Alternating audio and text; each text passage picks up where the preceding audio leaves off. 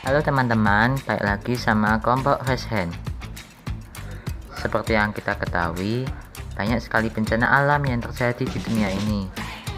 Bencana alam itulah terjadi karena efek pemanasan global yang meningkat. Sebelum kita lanjut, alangkah baiknya kalian like video ini, share, subscribe, dan nyalakan loncengnya teman-teman. Terima kasih. Sebelum kita lebih lanjut ke intinya, kita harus tahu apa itu iklim. Iklim adalah kebiasaan dan karakter cuaca yang terjadi di suatu tempat atau daerah. Apa bedanya dengan perubahan iklim? Perubahan iklim adalah pola dan intensitas unsur iklim dalam periode waktu yang sangat lama. Maka dari itu, kita harus segera mencegah pemanasan global dengan cara menangani perubahan iklim dengan cepat agar dampak perubahan iklim tidak membawa pengaruh negatif bagi kita. Perubahan iklim sendiri terjadi karena meningkatnya konsentrasi gas karbon dioksida dan gas-gas lainnya di atmosfer yang menyebabkan efek dari gas rumah kaca. Semua negara tentu pernah mengalami ganasnya perubahan iklim. Salah satunya adalah negara Jerman.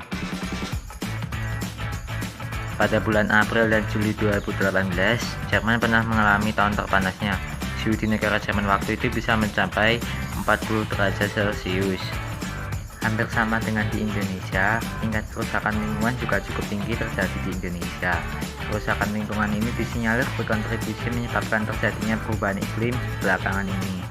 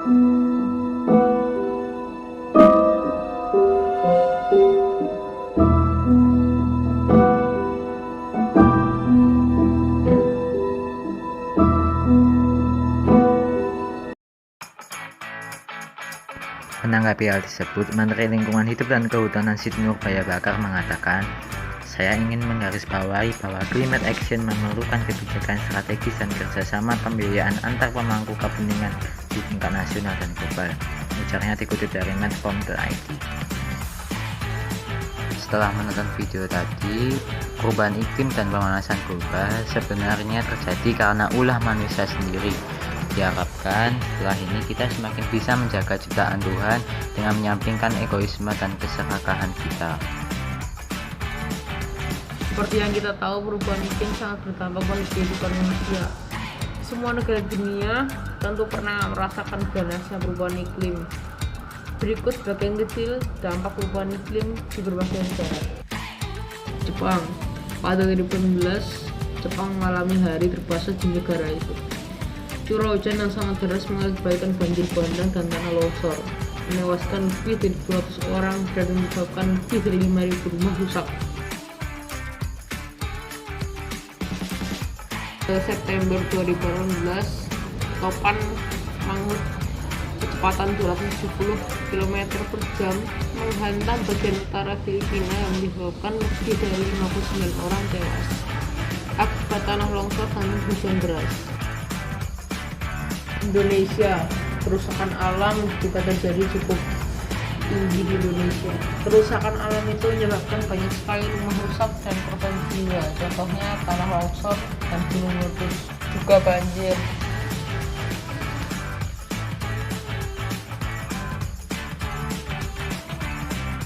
Selain itu, dampak perubahan iklim juga berdampak bagi kesehatan manusia.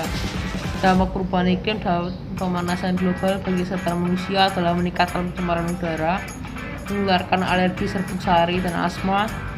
Kondisi panas juga memperburuk masalah kualitas udara lokal.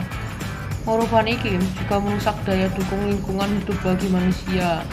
Selain itu, kurangnya aktivitas fisik manusia membuat jatuh sakit. Mengetahui hal tersebut, Presiden Joko Widodo berkomentar, dampak iklim sangat nyata di hadapan kita, apalagi untuk negara-negara kepulauan seperti Indonesia. Untuk itu, kita harus mengambil langkah luar biasa. Dari kejadian di atas itu hanya sebagian kecil dari dampak perubahan iklim dan pemanasan global. Dampak itu semua terjadi karena aktivitas manusia. Kita kurang peduli alam dan kurangnya sikap nasionalisme lingkungan. Dalam kesepakatan tersebut, Jokowi menyampaikan 4 langkah untuk menangani perubahan iklim. Pertama, memastikan semua negara memenuhi kontribusi nasional bagi penanganan perubahan iklim. Kedua, menggerakkan potensi masyarakat untuk bersama-sama menumbuhkan kesadaran dalam menangani dan melakukan aksi terkait dampak perubahan iklim. Tiga, kepala negara juga menyerukan penguatan kemitraan global dengan memprioritaskan kerjasama peningkatan kapasitas dalam menghadapi perubahan iklim bagi negara-negara di kawasan Pasifik. Terakhir, mengajak seluruh negara untuk terus melanjutkan pembangunan hijau guna menjadikan dunia yang lebih baik. Selain itu, Badan Pengelola Dana Lingkungan Hidup juga melakukan beberapa langkah. Mengukur kontribusi wisata dan aksi di tingkat tapak. Kita juga bisa menangani perubahan iklim dari rumah saja. Matikan listrik saat tidak terlalu dibutuhkan. 2. Menghemat penggunaan air. 3. Melakukan penghijauan lingkungan. 4. Efektivitas menggunakan kendaraan. 5. Penggunaan peralatan ramah lingkungan. Kesimpulannya adalah kita harus bisa mencegah pemanasan global dan perubahan iklim sebelum terlambat. Sadar tapi tak mau melakukan. Bagaimana mau selamat kalau masih abai? Mari lindungi bumi kita dari pemanasan global dan perubahan iklim dengan melakukan hal-hal sederhana saja. Kesadaran jangan kendor, taati jangan teledor, sekalipun jangan pernah abai, karena usia bumi kita masih panjang.